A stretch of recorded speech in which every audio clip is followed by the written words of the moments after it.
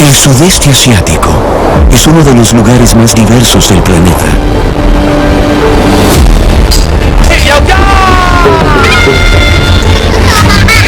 Con tantas culturas y religiones diferentes, todas conviviendo juntas. Y yo soy un ejemplo de ello. Mi nombre es Peter Lee. Soy un académico de Singapur de ascendencia Peranakan, chino, con una pizca de sangre malaya. Celebro ser mestizo. Está en mi ADN. Mi pasión es recolectar artefactos que ofrezcan una nueva historia. Es un cuento de hadas europeo, pero está representado en un batik de Indonesia. ¡Ah, qué maravilloso!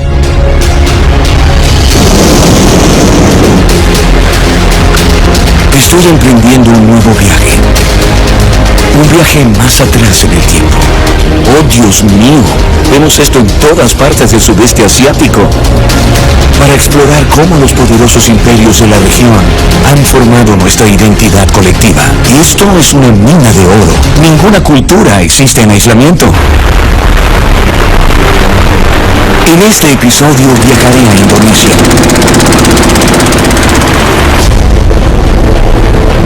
Para investigar un imperio de hace 700 años que alguna vez dominó estas islas.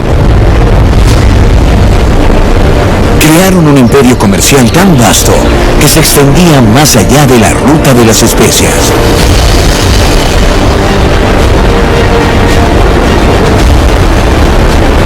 Indagaré los secretos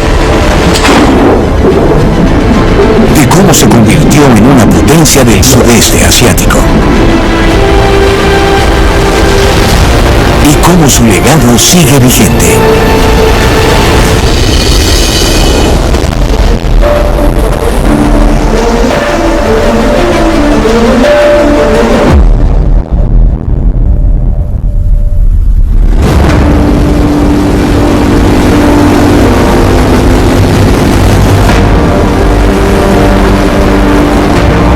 Indonesia, el estado insular más grande del mundo, es un archipiélago de más de 17.000 islas, más de 6 religiones y 300 etnias distintas. Todas unificadas en algún momento por el imperio Majapahit.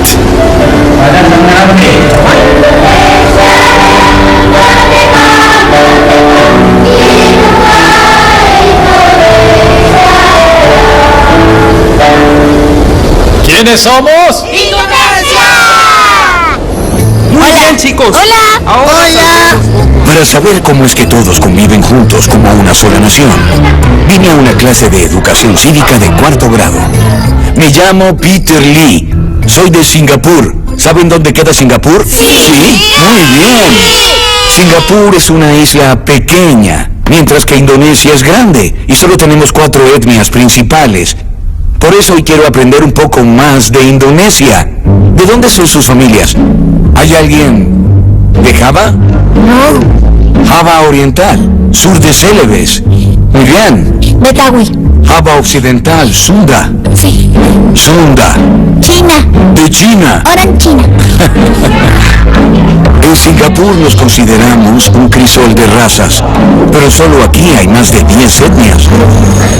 Quiero saber cómo hace la maestra Neni Herawati para solventar las diferencias. Estos alumnos provienen de diferentes grupos étnicos, pero esta diversidad no debe ser un obstáculo para que permanezcan unidos.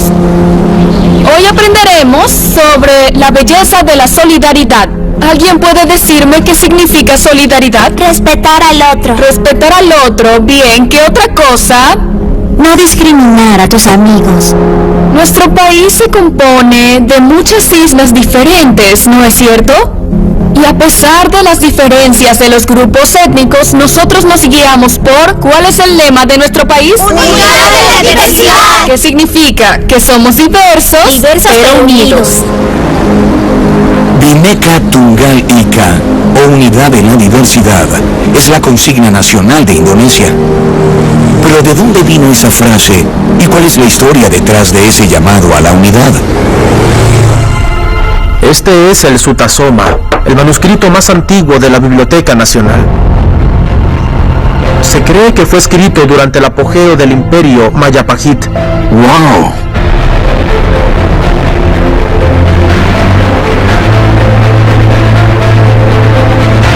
Judy Irawan me muestra el Sutasoma, un poema de 700 años de antigüedad escrito sobre hojas de palmas secas.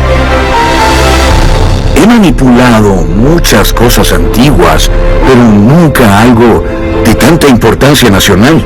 El Sutasoma cuenta la historia de la odisea del príncipe Sutasoma. Él vio muchas cosas durante su viaje. Sutasoma fue un príncipe de la India a quien no le interesaba gobernar, así que abandonó su reino para viajar. Una historia cuenta la lucha entre religiones. Un rey malvado llamado Purushada se alimentaba con la carne de sus súbditos. Para ayudarlos, Buda reencarnó en el príncipe Sutasoma y ofreció su cuerpo. Pero esto ofendió a Purushada, quien llamó al señor Shiva, el dios hindú de la destrucción, para que matara a Sutasoma. Buda y el señor Shiva lucharon, pero ambos eran igual de fuertes. La batalla continuó hasta que los sacerdotes les pidieron que se detuvieran. Porque aun cuando lucían diferentes, en realidad eran uno solo. Diferentes, pero uno solo. Y de allí viene el famoso lema. Sí, Es maravilloso.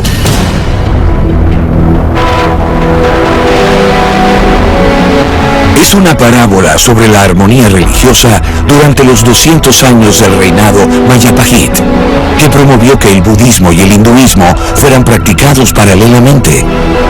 Una idea de tolerancia que sigue resonando hasta hoy. Se dice que el Majapahit fue el primer reino que unió al diverso archipiélago. Y para entender cómo floreció, comenzaré por el principio. En 1289, un enviado del emperador mongol, Kublai Khan, llegó a Java a exigir lealtad. Pero el rey Kertenagara les respondió mutilando sus rostros. Como venganza, Kublai Khan envió una poderosa flota de 1000 barcos y 20.000 hombres para destronar al rey javanés.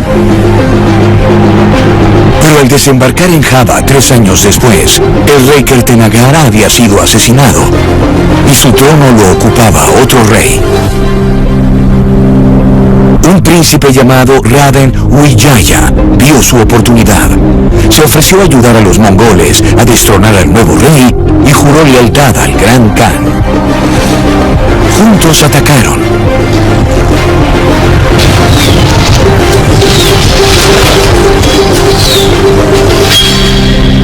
Y capturaron al rey. Pero entonces Raden Wijaya atacó a sus aliados por sorpresa.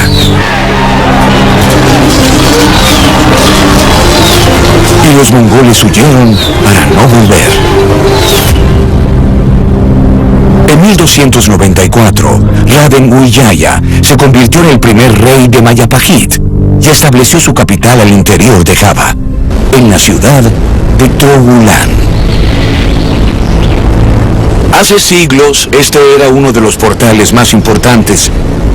Puertas divididas como estas se hacían para impresionar e intimidar. Y es exactamente como me siento ahora.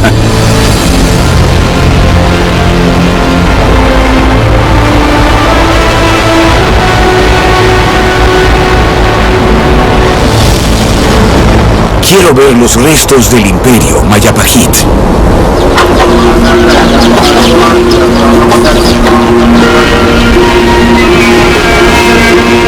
La gente de Mayapahit rendía culto en estos lugares llamados Chandi. Casi siempre eran templos hindúes o budistas, pero la gente a menudo visitaba ambos. Este se redescubrió en 1905. Si a los holandeses no les hubiera importado este templo, el Chandidermo habría colapsado hace mucho. En Java Oriental, la mayoría de los templos se hacen de ladrillo. Estos son ladrillos originales y los de arriba son ladrillos nuevos. Sumaryanto lidera un equipo local que restaura los templos a su gloria original. El trabajo se hace en las alturas, pero sufre un poco de vértigo. Este tipo de escaleras no son de mi agrado. ¡Oh, por Dios! No puedo mirar abajo.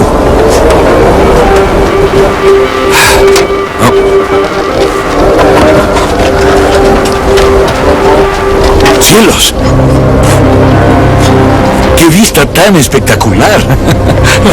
¡Maravillosa!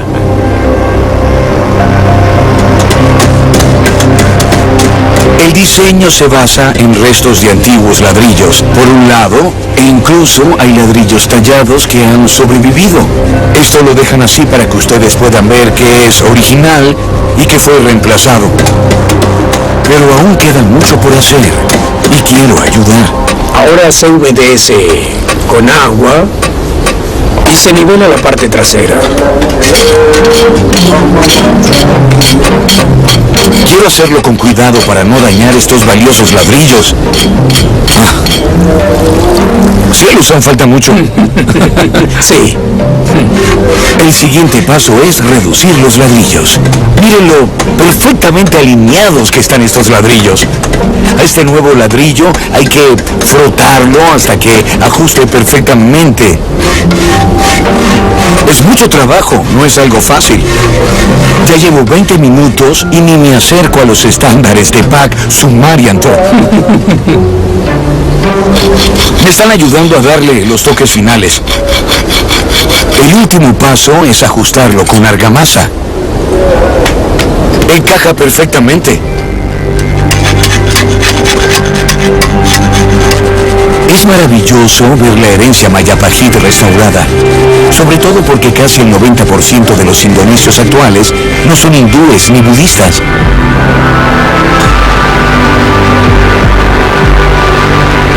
Aquí hay un cementerio musulmán, una mezquita y una escuela al otro lado. Y esto es parte del vecindario. Me encanta cómo está integrado. Es una experiencia maravillosa. La tolerancia religiosa de Mayapahit trajo paz al reino. Pero fue la geografía, su posición en la isla de Java entre la India y China, lo que la convirtió en una potencia comercial. Me permitieron entrar a una excavación de la antigua capital que aporta evidencia de lo próspero que alguna vez fue el imperio. Este lugar se conoce como Grogol. Las piedras parecen restos de un piso y estos ladrillos rojos tal vez dividían las habitaciones.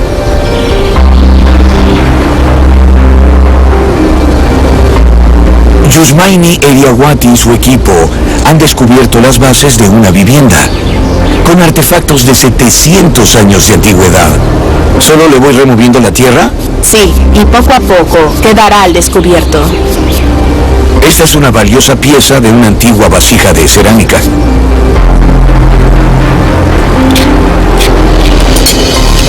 Es una hoja de loto. Podemos ver que era parte de un jarrón, un gran jarrón de flores, y este era uno de sus adornos. Es un trabajo muy hermoso.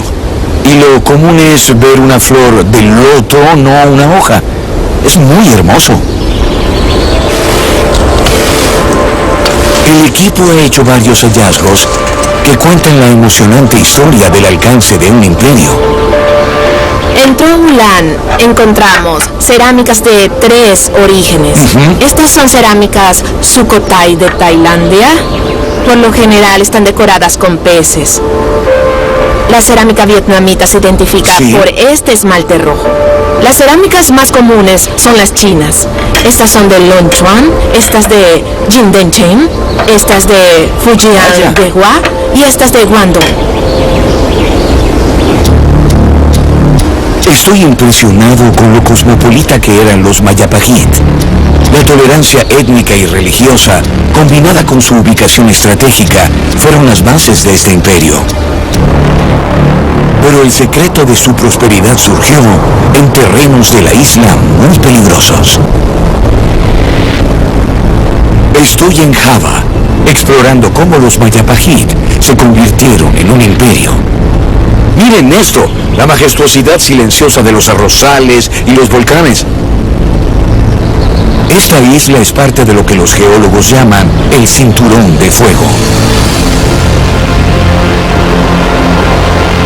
De los 130 volcanes activos en Indonesia, el mayor conglomerado se encuentra aquí en Java, por lo que sus habitantes llevan siglos viviendo acá sobre la delgada línea entre la belleza sublime y la destrucción total.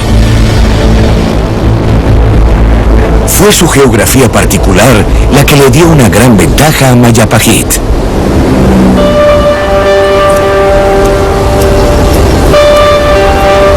Ayudó a Darso Widodo, un granjero de tercera generación de Karampandan, Java Central, a sembrar vegetales. ¿Está bien? Esto es tomate. ¿Tomate? Esto es pimiento rojo. ¿Lo estoy haciendo bien? Sí. ¿Así? Sí. ¿Está bien? Sí.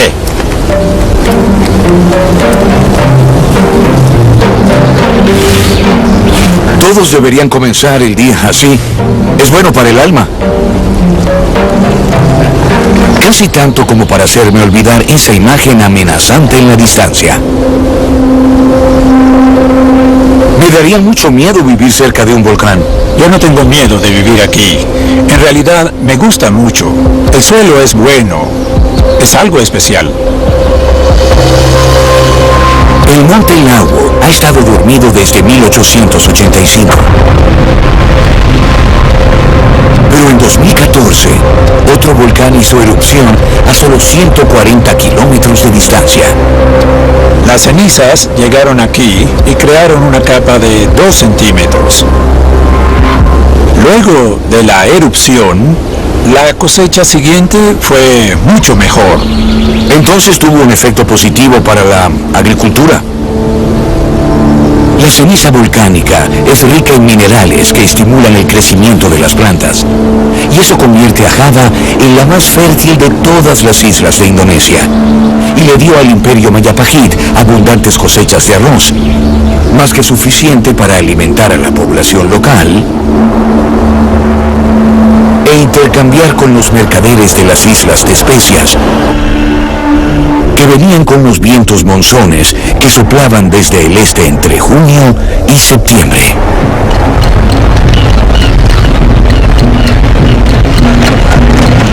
Los botes iban cargados de especias como ajo, nuez moscada y macis, que cambiaban por arroz.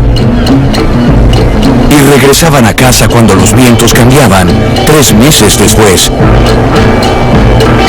Los vientos del oeste trajeron un nuevo tipo de mercader, que venía a Java a intercambiar porcelana, abalorios y telas por especias. Este intercambio convirtió toda la línea costera de Java en vibrantes puertos de comercio, entre los cuales estaba la ciudad de Tuban. La era dorada de Tuban fue en el imperio Mayapajit. Tenía una gran comunidad de mercaderes locales y extranjeros, y también fue el hogar de una transformación cultural. Estoy en busca de un producto icónico, nacido de los vientos del intercambio. Una artesanía con la que tengo una profunda conexión. Por aquí. ¡Oh, por Dios! Este lugar es espectacular. Sí. Como coleccionista de textiles tradicionales, siempre estoy en la búsqueda de un buen batik. Mi madre, mi abuela y mis ancestros usaban batik, por lo que no solo forma parte de la historia de otros países, sino de mi comunidad. Uswatun Hassana es una tejedora de batik de cuarta generación. Esta herramienta de tejer se llama gedok. Se llama así por el sonido que hace toc toc. Cada noche, mientras las mujeres de la villa están tejiendo, puedes escuchar el sonido toc toc trrr, y otra vez toc toc trrr. Es como si se contestaran con música. Entonces, ese es otro aspecto intangible del tejido, del cual nadie habla. El sonido del batik. Lleva más de 30 pasos hacer una pieza de tela gedok. Y se comienza hilando la fibra de algodón. Manténlo junto. ¡Cielos! Ella simplemente deja que el hilo salga solo. Hala lentamente. Lento. ¡Oh, Dios! Esto simplemente sucede como magia, con solo tocar. Bueno, obviamente no soy un mago.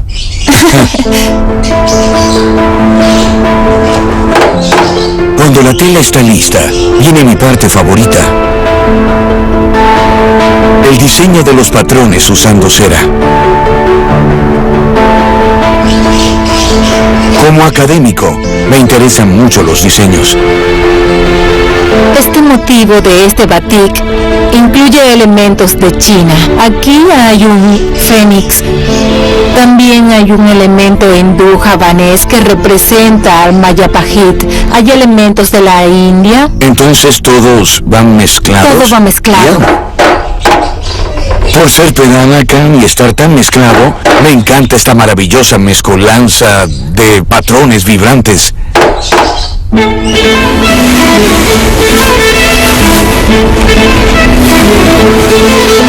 La tela se sumerge en un baño de tintes naturales y luego se escurre, en un proceso que se repite 30 veces.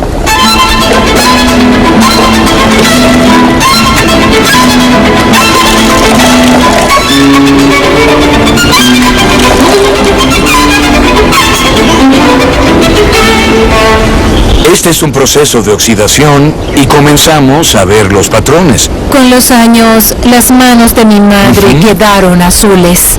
¿Te gustó? Sí, es la primera vez que lo hago.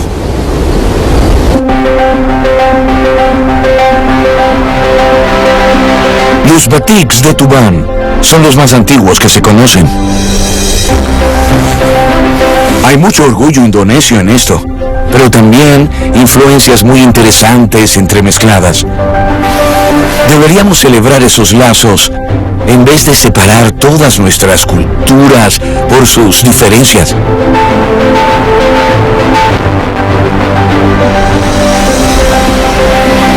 La tolerancia étnica y religiosa y su ubicación en el corazón de la mayor ruta comercial produjo una amalgama cultural que fortaleció al imperio Mayapajit. Pero fue un legendario primer ministro el que llevó al imperio a su era dorada en el siglo XIV. El general elefante Gajah Mada, del que se dice hizo el juramento de no probar ninguna especia hasta que todas las islas externas estuvieran bajo dominio Mayapajit.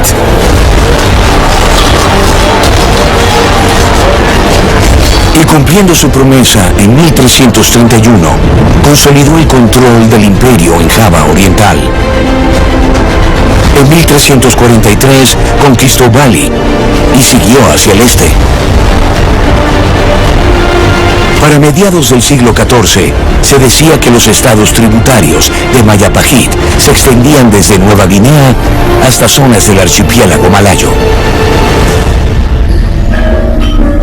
Con sus extensos lazos comerciales, el imperio se hizo cada vez más rico.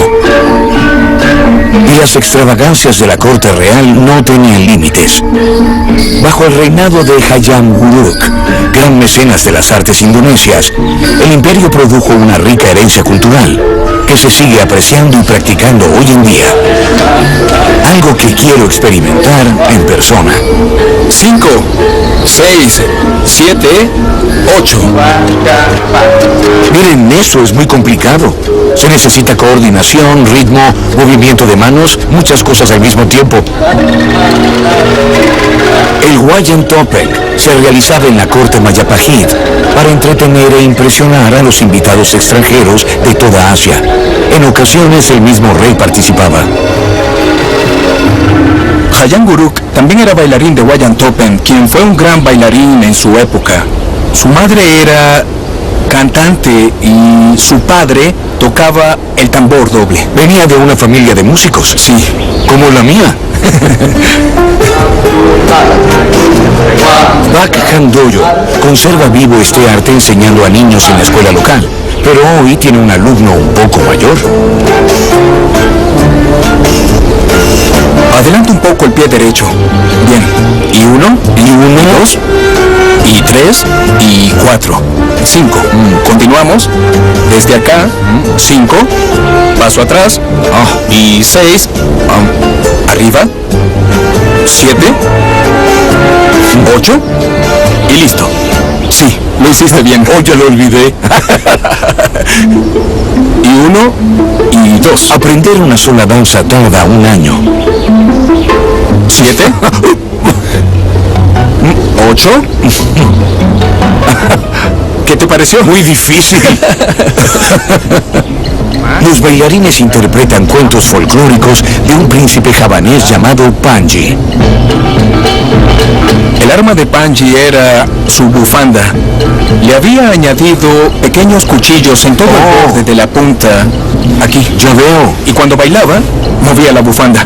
De esta manera. Era un tipo de defensa personal. Sí. Y un ataque también. Así. Ese era el golpe mortal. Con una sonrisa.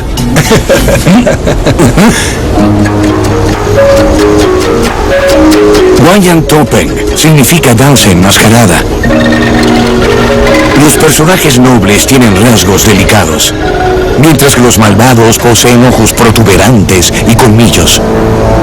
El color verde queda reservado para el príncipe Panji, un papel que Pak Handoyo me ofreció en esta presentación comunitaria. Me siento de la realeza. Ya estoy listo. Llegó la hora de impresionar a la audiencia como un rey Majapahit.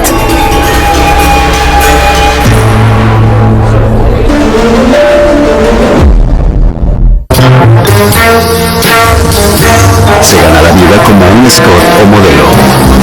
En su departamento en Frankfurt fue encontrada muerta. Me atrevo a afirmar que fue una pelea. Hay rastros de sangre. ¿El asesino era un cliente? Harry Quant era uno de ellos. Tenía una mansión en Van Humboldt y organizaba muchas fiestas. Casos no resueltos de la historia. Martes, por History 2. Los secretos dan poder. Cada historia que descubrimos deja una huella en nosotros. Conocer los hechos que transformaron el mundo. Despierta cada momento que nos une y nos sorprende. Agosto, un mes de buenas historias por descubrir. Por History 2. Un mundo oscuro y secreto sale a la luz. Necesito hablar con algunos oficiales. ¿A qué te refieres con oficiales, Dimitri? A un oficial de la CIA. Un oficial de inteligencia soviético se ofreció a espiar para Estados Unidos. La Guerra Fría desde adentro, en una nueva serie de 5 episodios. Patriota Traidor, miércoles 23 de agosto. Por History 2.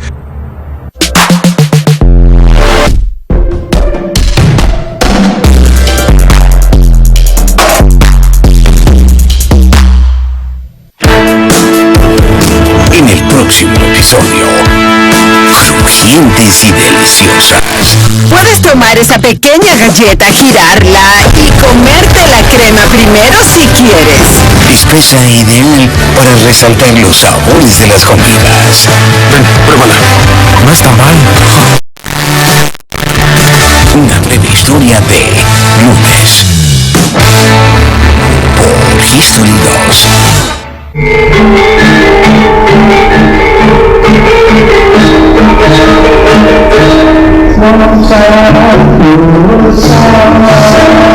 El Mayapagit, uno de los imperios más poderosos del sudeste asiático, impresionaba a los visitantes extranjeros con sus presentaciones oficiales, incluyendo el Wayan Topeng o danza enmascarada.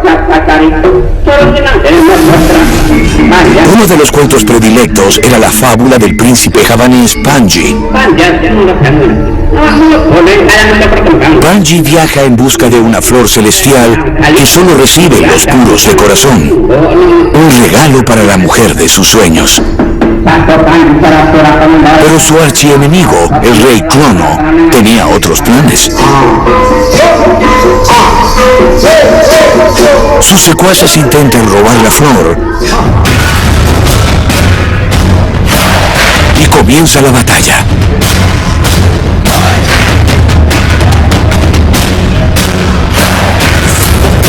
Al final, el rey Crono es derrotado y se hace discípulo de Panji.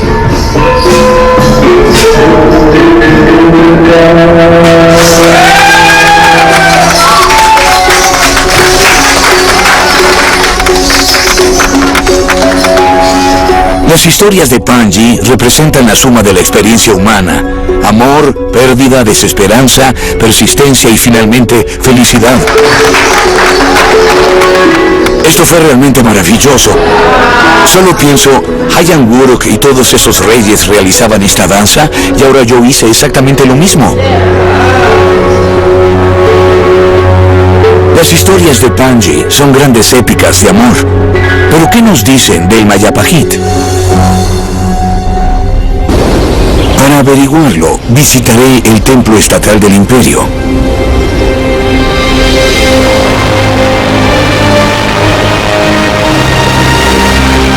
Chandi Penataran,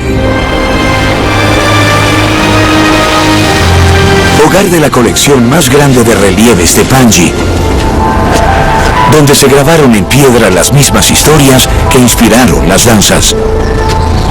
Ahora intentaré adivinar de qué tratan todas estas historias.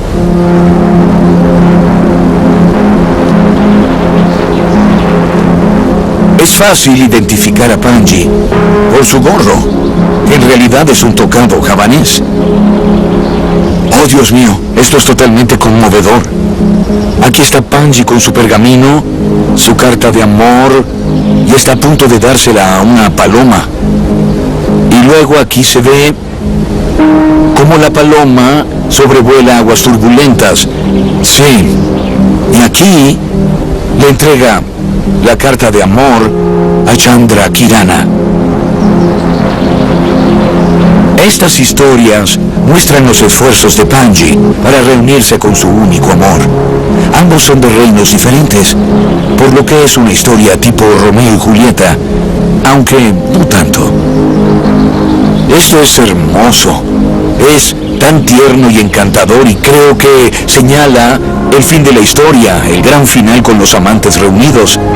Estas historias eran populares no solo en Indonesia, sino en todo el sudeste de Asia continental, lo que evidencia la influencia cultural Mayapagit. Pero la forma en que está grabado en el templo estatal sugiere que la gran historia de amor del popular héroe Panji también se usó como un símbolo político de unidad entre pueblos diferentes. Bajo el reinado de Hayam Wuruk, el célebre rey Mayapagit, el imperio creció como nunca. Pero, ¿cómo era la relación entre el centro del poder del imperio en Java y las demás islas? Me dirijo al lago Matano, en la isla de Celebes.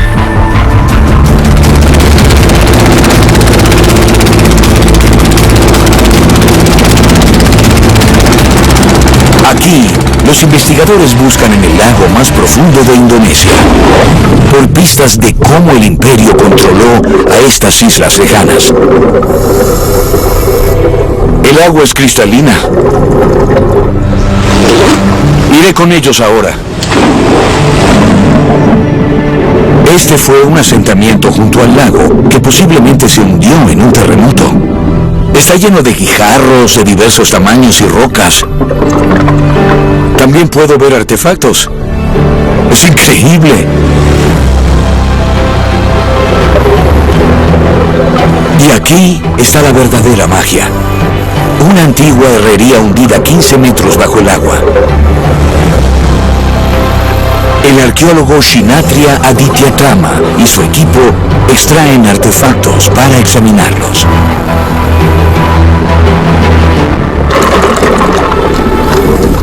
Se ve que son jarrones de cerámica de calidad. ¿Son locales? Son locales. Y como vemos adentro, hay mucho carbón proveniente de las actividades de la herrería. Es del siglo VIII. ¡Oh, por Dios! Esto es carbón del siglo VIII. Sí, así es. Buenas condiciones. Esto es de una lanza, uno de los hallazgos más importantes de la civilización del reino de Matano. Es increíble. Encontrar en el lago una pieza de metal que no se oxidara es casi un milagro, pienso yo. Célebe significa isla de hierro, pero son los restos de níquel los que han conservado estos artefactos por siglos. Matano produce hierro de alta calidad y lógicamente por eso lo querían en Java. ¿Entonces exportaban este material? Posiblemente. Majapahit era un imperio muy grande y necesitaba defenderse. Shinatria me explicó que los historiadores siguen sin ponerse de acuerdo en cuanto al alcance del dominio Majapahit sobre las islas de Indonesia. Para saber cómo recuerdan su historia los nativos, me emociona mucho conocer a alguien que realmente puede hablar por su pueblo. El Mokole, rey de Matano. Cuando Majapahit peleaba una guerra, todo el hierro se producía aquí en Matano. Entiendo. Cuando los Majapahit venían, la relación con ellos era solo comercial, solo de negocios. Entonces, ¿el intercambio de hierro era amistoso? Sí. Hay evidencia de que los Majapahit controlaban directamente a Java Oriental, Bali y Madura. Pero el poder del imperio mucho más allá podría deberse a la riqueza y reputación de su comercio, que le otorgaron influencia sin precedentes sobre las islas externas hoy conocidas como Indonesia. Pero para 1389, la era dorada del imperio estaba por terminar. Por 40 años, bajo el reinado del gran Hayam Wuruk, el imperio Majapahit ejerció una influencia considerable sobre lo que hoy se conoce como Indonesia. Pero los comerciantes del Medio Oriente, India y China trajeron con ellos una nueva fe que provocó un cambio. Construida en 1421, Masjid Sunan Ampel es la mezquita más antigua de Java Oriental. Lleva el nombre de un santo musulmán que, se dice, predicó el Islam aquí.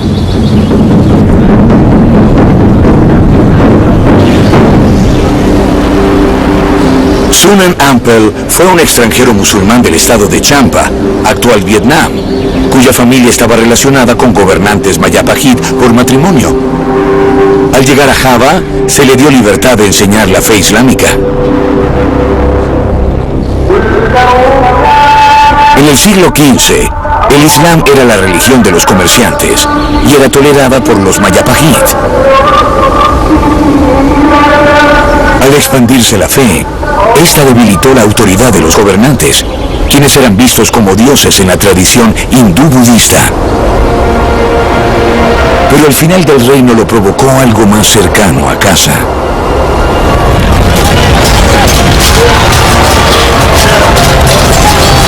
Cuenta la leyenda que los Majapahit atacaron a otro imperio indonesio, el Sriwijaya, en 1398.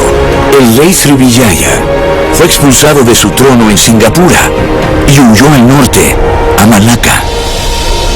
Allí se convirtió al Islam y comerció con musulmanes del Medio Oriente, India y China, creando un nuevo foco de comercio que rivalizó con los Majapahit.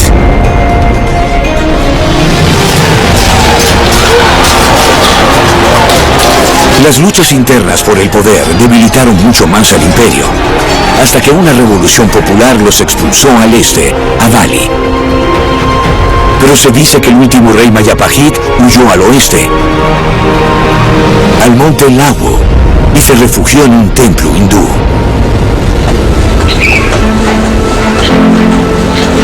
Han pasado 500 años desde la caída del imperio Majapahit. Pero Candi Sheto sigue atrayendo visitantes de toda Indonesia, la nación musulmana más grande del mundo.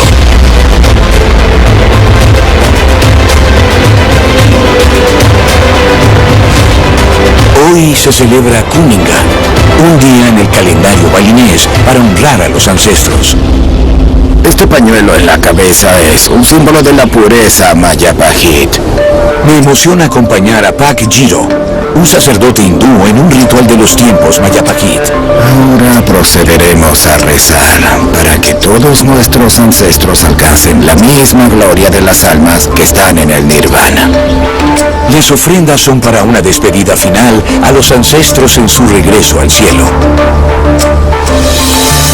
Estos son los primeros escalones. Aún faltan más.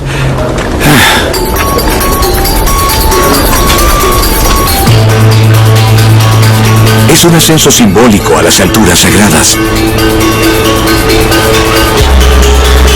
Cerca de la cumbre, nos dirigimos a la parte más antigua del templo. Trajimos flores, frutas, incienso, perfume y comida deliciosa. Una ofrenda a todos los sentidos. Es muy hermoso.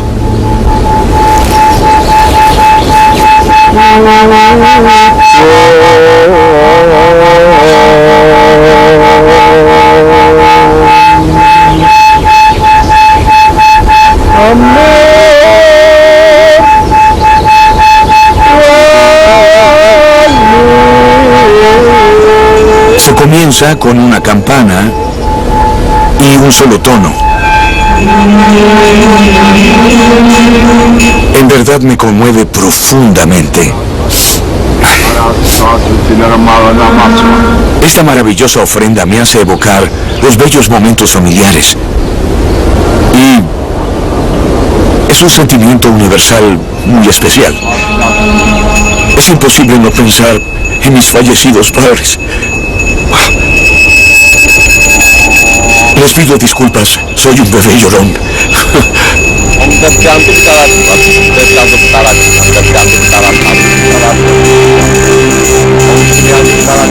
Se muestra respeto a los ancestros y se les retribuye su amor. Y como todos estamos relacionados, soy parte de esto también. Los Majapahit toleraban las diferencias, tanto de sus vecinos como de los visitantes distantes. Pero esa herencia es puesta a prueba en la actualidad por el fundamentalismo y el separatismo. Pero en un vecindario de Java Oriental, las personas se reúnen a pesar de sus diferencias. Estoy en las afueras de Surabaya y esto es increíble. Hay una mezquita, un templo budista, una iglesia católica, un templo confuciano en construcción, un templo hindú y justo al final una iglesia protestante. Vine a conocer a sus líderes y saber cómo conviven.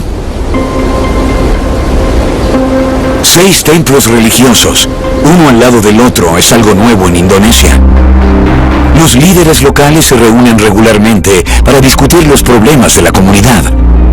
Es un legado de los Majapahit y quiero ver cómo esto influye en el presente de Indonesia. Mi padre era católico y mi madre era budista, así que crecí en un hogar multicultural. ¿Qué opinión tienen del estado de tolerancia religiosa en la Indonesia actual? Tenemos una larga historia de conflictos religiosos, de confrontamientos por diferencias ideológicas, pero si queremos ser mejores, si queremos ser más sensatos, debemos aprender de toda nuestra historia. El refrán dice, no se ama lo que no se conoce. Los 6 templos de adoración son una muestra miniatura de la armonía religiosa de Indonesia. Un país no solo se defiende entrenando un ejército. Espero que el Bhinneka Tunggal Ika, un concepto de la era Majapahit, sea la respuesta, la empatía.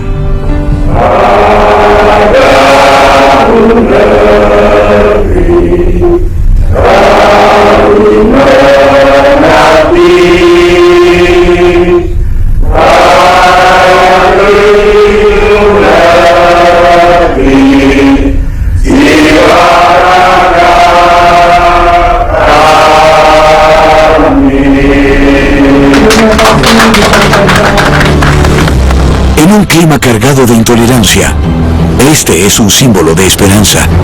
Estas son las religiones de comunidades que formaron parte en la creación de Indonesia.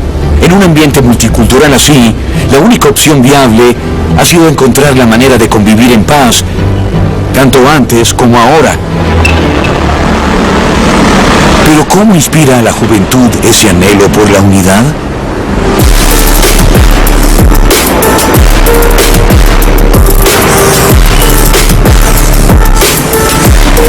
¡Oh Dios, soy un artista callejero! No quiero echarlo a perder, lo haré con cuidado. Así, con el aerosol hay que comenzar despacio. Exco y su grupo son artistas callejeros que forman parte de lo que llaman mural activismo. No te acerques mucho, mantén cierta distancia, si no empezará a chorrear. Creo que lo logré, ¿quedó bien? Está muy bien para ser un principiante. ¡Oh, Dios mío!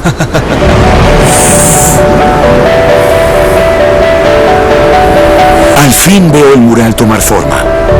Es una mezcla de colores y figuras diferentes que se unen en un apretón de manos. Me encantan la fuerza y el poder de tu obra. Simboliza una Indonesia unida. Los colores simbolizan el pluralismo, las culturas en Indonesia. Sueño que no haya conflictos, no más violencia, no más racismo. Al ser javanés oriental y descendiente de los Majapahit, quiero una Indonesia más unida. Hay que alcanzar el ideal de unir a todas las regiones del archipiélago de Indonesia, esa es la idea. Y no soy el único. Muchos jóvenes piensan lo que yo pienso. Me encanta.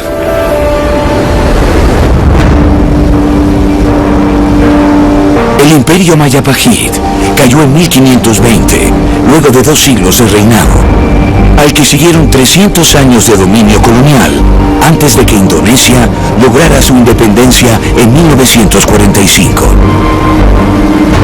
Pero mientras la nación enfrenta nuevos retos, el legado de los Majapahit ofrece lecciones históricas importantes. El imperio Majapahit quedó en la encrucijada de la muy lucrativa ruta de las especias, y su receptividad y astucia le produjo una riqueza y refinamiento cultural sin precedentes. La idea de ser más fuertes juntos que separados es un legado que forjó a la Indonesia actual y sigue inspirando la lucha por una sociedad plural en la actualidad. He viajado por Indonesia en busca de los restos de los Majapahit, un imperio que alcanzó un poder sin igual, gracias a su relación con las islas vecinas y sus habitantes.